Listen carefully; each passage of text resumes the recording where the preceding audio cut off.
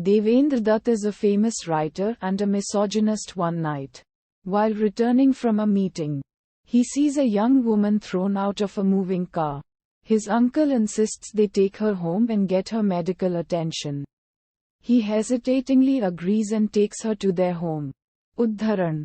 The next morning, the young woman regains consciousness but is suffering from amnesia. She can't remember anything except that she is married to Devendra.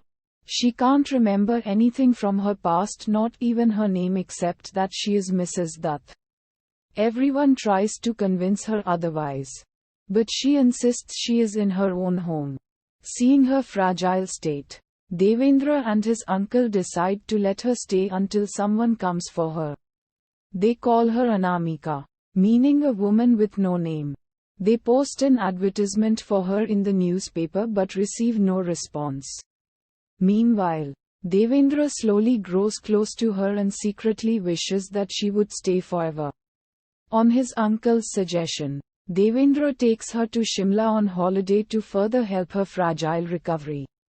There, he sees Anamika's photo in a studio and on further inquiry discovers that she is the wife of a businessman. Though heartbroken by the realization that she is married, he goes to meet the businessman.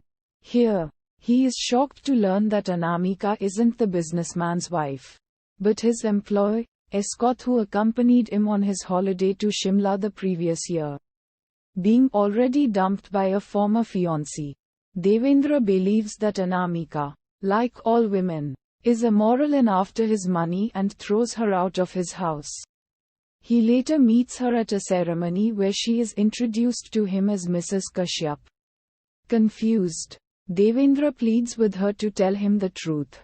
She finally narrates her past in flashback, an ardent fan of Devendra's novels. She was infatuated with him while in college. However, incessantly pursued by her classmate Naresh, and helpless by her poverty, which is worsened by her mother's ill health, she finally agrees to the marriage. On her wedding night, she learns that she is married to Naresh's brother, who deserts her the same night, believing himself undeserving of Anamika. Naresh now takes advantage of his brother's absence and continues to harass her. She escapes from the house and joins a modeling company. There, her boss tries to take advantage of her, and when she resists, he blames her for the incident. She quits her job and Rube, Helen, who had recommended her to the modeling job, outwardly sympathizes with her and puts her up in what she claims is a working women's hostel. A few days later, Anamika gets arrested with the rest of the girls in a police raid, which is when she realizes she had been staying at a brothel. But she is later released, based on the testimony of the other inmates and her own statement against Rube. Rube tries to exact revenge on Anamika for this and sends her goons to kill her.